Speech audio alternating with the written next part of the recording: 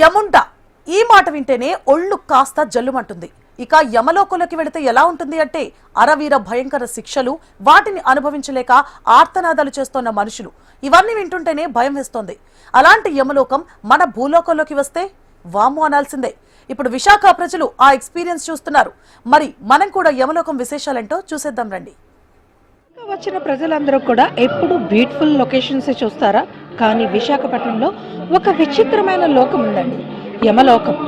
ఇక్కడ స్వర్గం, నరకం అన్నీ కూడా ఇక్కడే.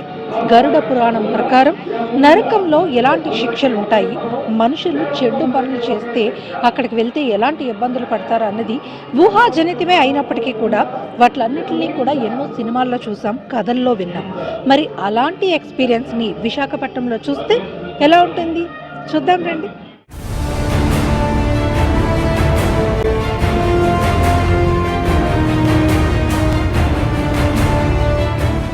యమలోకంలో చిత్రగుప్తుడు చిట్టా ప్రకారం పాపాలు చేసిన వారికి శిక్షలు వేస్తారని మన పురాణాలు చెబుతున్నాయి. అందులో గరుడ పురాణంలో యమపురిలో శిక్షలపై ప్రస్తావన ఉంది. కాగే నూనెలో వేయటం, రంపాలతో కోయటం, ముళ్ళ కంపలపై పడుకోబెట్టడం, మొసళ్లతో కనిపించటం. అబ్బా, చెప్తుంటేనే భయం వేస్తుంది. అయితే ఇక్కడ కూడా ఒక్కో తప్పుకి ఒక్కో శిక్ష నిర్దేశించబడింది. అవన్నీ మన కళ్ళకి కట్టినట్టు చూపిస్తూ మనిషి విచక్షణతో మెలగాలనేది ఈయన ఓ ప్రయత్నం చేసి చెప్పారు ఈ యమలోకం సృష్టికర్త రవిచంద్ర. 8 నెలలు కష్టపడి ఈ విగ్రహాలను జీవకళతో తయారు చేశారు. ఇదిగోండి, నేను ఈ యమలోకం సెట్లోకి అయితే ఎంటర్ అయిపోయాను. అయితే ఇక్కడ ఈ కాన్సెప్ట్ అనేది చాలా స్పెషల్గా డిజైన్ చేశారు. ఇక్కడ మనం చూస్తే కనుక చూడండి, నార్మల్ టు బిజినెస్ మ్యాన్, మరి పెద్ద పెద్ద ప్రముఖులు, ఇట్లా ఎవరైనా కూడా మన తదనంతరం వెళ్ళే ప్లేస్ అనేది ఎలా ఉండాలి అన్నది మనం ఇక్కడే నిర్ణయించుకోవాలన్నది వీళ్ళ కాన్సెప్ట్. అయితే దీనికి సంబంధించి ఎంత లైవ్లీగా ఈ స్టాచ్యూస్ అన్నీ వీటిని డిజైన్ చేశారనంటే అసలు అమేజింగ్ అని చెప్పాలి. అయితే దీనికి సంబంధించిన ఈ మొత్తం కాన్సెప్ట్ చేసిన ఆర్టిస్ట్ ప్రస్తుతం నాతో రవిచంద్ర గారు ఉన్నారు. వాళ్ళ కాన్సెప్ట్ ఏంటనేది ఒకసారి అడిగి తెలుసుకుందాం. హాయ్ అండి, నిజంగానే అసలు యమధర్మరాజు స్టాచ్యూ చూస్తే కైకాల సత్యనారాయణ గారు వచ్చారా నిలబడ్డారా అన్నట్టుగా అనిపిస్తుంది. అసలు ఏంటి సార్ ఈ కాన్సెప్ట్? ఇది యమలోకం కాన్సెప్ట్ అండి. ఇది 1 year బ్యాక్ ప్లాన్ చేసాం, దాన్ని ఇలా చేద్దామని, ఈ సబ్జెక్ట్లో రెడీ చేద్దామని. ఈ యమలోకంలో యముడు, శిక్షలు, స్వర్గం ఇదంతా చూపెడతామని ఒక చిన్న కాన్సెప్ట్ డ్రా చేసుకుని ఈ కాన్సెప్ట్లో యముడిని ఎలా చేద్దాం అనుకుంటే మనకి కైకాల సత్యనారాయణ గారే గుర్తొస్తున్నారు. యముడు అంటే మనం చాలా సినిమాలు చూసిన దగ్గర నుంచి, అందుకని మనం కైకాల సత్యనారాయణ గారినే పెట్టాం ఇక్కడ యముడిగాను. అల్లు రామలింగయ్య గారినేమో చిత్రగుప్తుడిగా పెట్టాం. శిక్షలన్నీ కూడా 20 రకాల శిక్షలు ఏదైతే గరుడ పురాణంలో రాయబడిందో వాటిని ఆధారంగా చేసుకునే బొమ్మలు చేయడం పడింది. ఇక్కడ మొత్తం అన్నీ కూడా గరుడ పురాణం ప్రకారం మనం చేయడం జరిగింది సార్. అంటే అంత వెరీ న్యాచురల్గా ఈ స్టాచ్యూస్ అన్నీ కూడా సిలికాన్ అండ్ రోబోటిక్ సిస్టంలో చేసినట్లుగా కనిపిస్తుంది. ఎందుకంటే వాటి మూమెంట్ కానీ, మాట్లాడే ఆ సిచ్యువేషన్స్ కానీ అన్నీ కూడా. అంటే ఈ స్టాచ్యూస్ చేయడానికి మీకు ఎంత సమయం పట్టింది, ఎలా యూజ్ చేశారంటే ఏంటి టెక్నాలజీ? స్టాచ్యూస్ చేయడానికి 8 months పడుతుందండి. 8 months నుంచి చాలామంది ఆర్టిస్టులు, చాలామంది హెల్పర్స్ అందరూ హెల్ప్ చేశారు. ఈ డిజైన్ కూడా మన యమదొంగ సినిమాలోని కొన్ని డిజైన్స్ మేము ఇమిటేట్ చేయాలనుకున్నాం. దాన్ని బేస్ చేసుకుని కొన్ని పిల్లర్స్ కూడా ప్లాన్ చేసామన్నమాట. ఇందులో రియలిస్టిక్గా ఉండడంతో పాటు చిన్న రోబోటిక్ డిజైనింగ్ కూడా చేసామన్నమాట. కొద్దిగా మూవింగ్ అది ఉంటే కాస్త రియలిస్టిక్ ఫీలింగ్ కలుగుతుంది. ఇంకా ఏదైతే ఉందో ఎక్స్ప్రెషన్స్ అవన్నీ కూడా ఇంకా ఎగ్జాగరేటెడ్గా ఉంటాయి, బాగా కనబడతాయని చెప్పేసి రోబోటిక్స్ యూజ్ చేసుకున్నాం.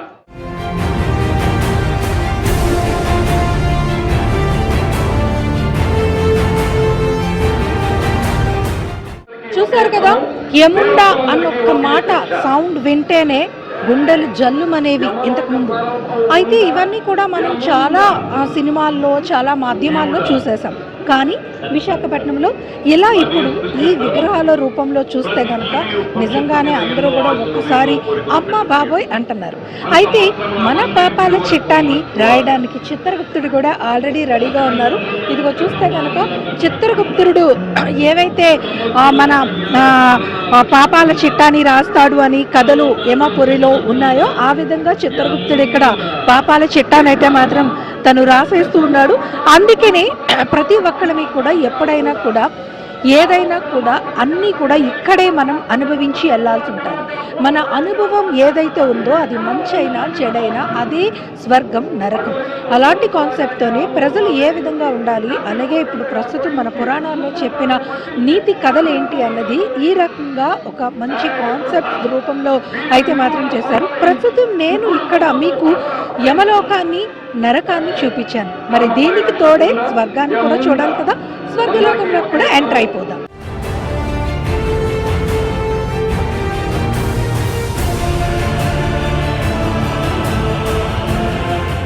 ఇక అపరిచితుడు సినిమాలో చెప్పినట్లు అత్యాచారాలు, హత్యలు, ధనదాహంతో దోపిడీలు, కబ్జాలు, మహిళలపై హింస, ఇలా ఏ తప్పు చేసినా ఒక్కో దానికి ఒక్కో శిక్ష నరకంలో అమలవుతుంది.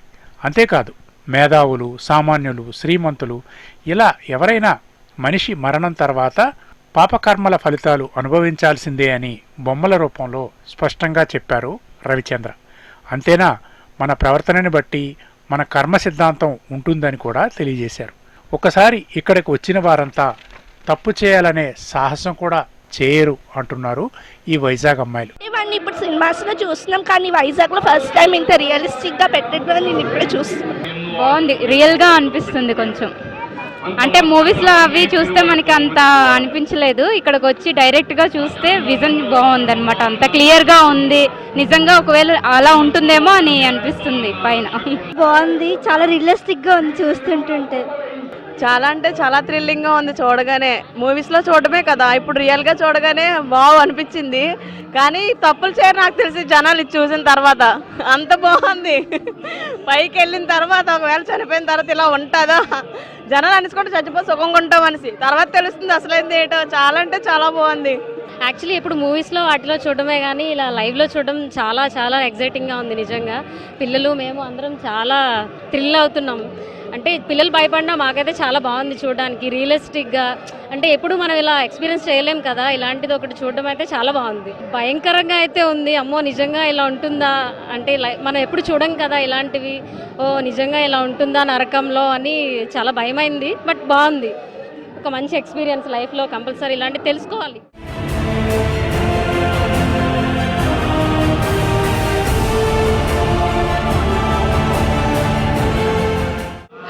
చూసారా అండి, ఒక్కసారిగా ఇది నా పక్కకు తిరిగేసరికి నాకే అమ్మ బాబోయ్ అనిపించేసింది.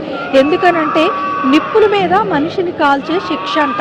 నిజంగా ఇవన్నీ చూస్తే ఎవరైనా తప్పు చేయడానికి అస్సలు ఆలోచిస్తారా? అమ్మో అన్నరా? ఖచ్చితంగా అనాల్సిందే. నాకే ఒక్కసారిగా ఒళ్ళు జల్దరీ చేసింది ఇవన్నీ చూస్తే కనుక. మరి అందుకనే మనము ఎవరికైనా నష్టం కష్టం కలిగించేటప్పుడు ఒక్కసారి వాళ్ళకి ఎంత బాధ కలుగుతుంది అనేది ఆలోచించాలి. అదే బాధ మనకొస్తే మనం ఎంత పెయిన్ ఫీల్ అవుతాం అన్నది కూడా ఆలోచించాలి.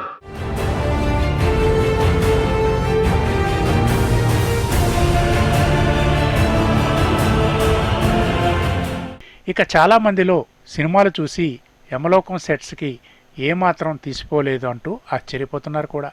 స్వర్గం నరకం రెండూ ఇక్కడే అనుభవించాల్సి ఉంటుంది. అందుకే యమలోకం పక్కనే అది దాటి వెళ్తే వెల్త్ స్వర్గలోక ద్వారాలు ఏర్పాటు చేశారు. తెల్లని ఏనుగు మీద ఇంద్రుడు కూర్చొని దేవకన్యల సెట్ కూడా వేశారు. ఈ ఎక్స్పో 100 రోజుల వరకు విశాఖలో ఉంటుందని నిర్వాహకులు చెప్తున్నారు. ఇది సామాన్యులకు సైతం ఎంతో ఆకట్టుకుంటుంది. ఈసారి ప్రప్రదంగా చెప్పాలంటే ఈ వైజాగ్ ఎక్స్పోలో గత 22 సంవత్సరాలుగా మేము ఈ గ్రౌండ్స్లో నిర్వహిస్తున్నాము వైజాగ్లో. ఈసారి పండగకి స్పెషల్ ఏంటంటే పండగ అనేది ఇట్లా కంప్లీట్ సమ్మర్ దాకా కూడా ఉంటుంది. ఇది ఇక్కడ ఇండియాలోనే ప్రప్రథమ వారిగా మనం 360 డోమ్ అనేసి ఒక వర్చువల్ రియాలిటీ షోని తీసుకురావడం జరిగింది. ఇది అనివార్య కారణాల వల్ల కొన్ని టెక్నికల్ రీజన్స్ వల్ల ఇది ఒక 4-5 డేస్ డిలే అవుతుంది. దాన్ని దృష్టిలో పెట్టుకొని ఇక్కడ యమలోకం అనేసి ఒక కాన్సెప్ట్ని ఒక చిన్నారి పిల్లల్ని కానీ పెద్దలు ఎంటర్టైన్ చేసే దానికోసం అదేవిధంగా విజ్ఞానాన్ని పెంపొందించే విధంగా ఒక షోని ఇక్కడ ఏర్పాటు చేసాము.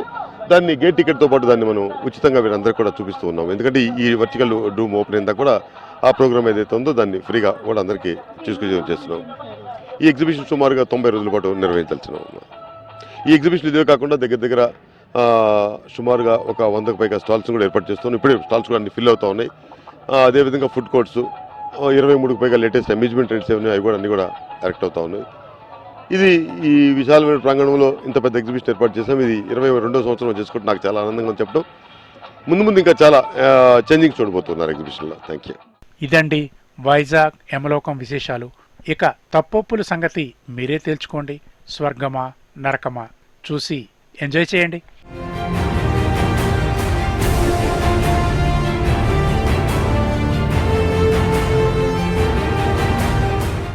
అమ్మయ్య, ఊపిరి పీల్చుకున్నంత పని అయితే అయింది.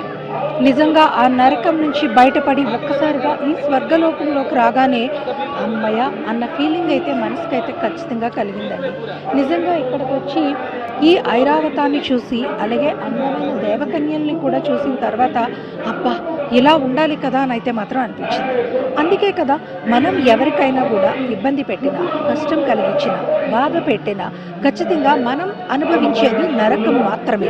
అందుకనే అలాంటి పనులు చేసేటప్పుడు ఆ బాధ ఎంత కష్టం అనేది ఒకసారి ఆలోచించాలి. ఎవరికైనా కూడా స్వర్గమే కావాలనుకుంటాం. ఎందుకనంటే అందరినీ కూడా ఒక మంచి అనుభూతిని పొందాలనేది, ఆహ్లాదంగా ఉండాలనేదే అందరి కోరిక. అందుకే స్వర్గాన్ని మాత్రమే అందరం ఇష్టపడతాం. ఏది ఏమైనా నరకం స్వర్గం అన్నీ ఇక్కడేనండి. ఈ భూమి మీదే మనం అనుభవించి వెళ్ళాలి. వెళ్ళిన తర్వాత ఎలా ఉంటుంది అన్నది ఇక్కడ మనం ఈరోజు చూసాం కాబట్టి ఆ ప్రవర్తన, మన యొక్క నియమావళి ఎలా ఉండాలనేది మనమే నిర్ణయించుకోవాలి. మన లైఫ్ని మనమే డెసిషన్ తీసుకొని డిసైడ్ చేసుకోవాలి. మరి అలా మనం డిజైన్ చేసుకోవడం కోసమే పూర్వకాలం నుంచి, పురాణాల నుంచి కూడా ఇవన్నీ పెట్టబడి చెప్పబడి ఉన్నాయి. ఏది ఏమైనా ఈ ఎక్స్పీరియన్స్ మాత్రం వైజాగ్ పబ్లిక్కి నిజంగానే ఒక గ్రేట్ ఎక్స్పీరియన్స్ అని మాత్రం చెప్పొచ్చు. వీడియో జర్నలిస్ట్ ధనుష్తో అనురాధ, HM TV, విశాఖపట్నం.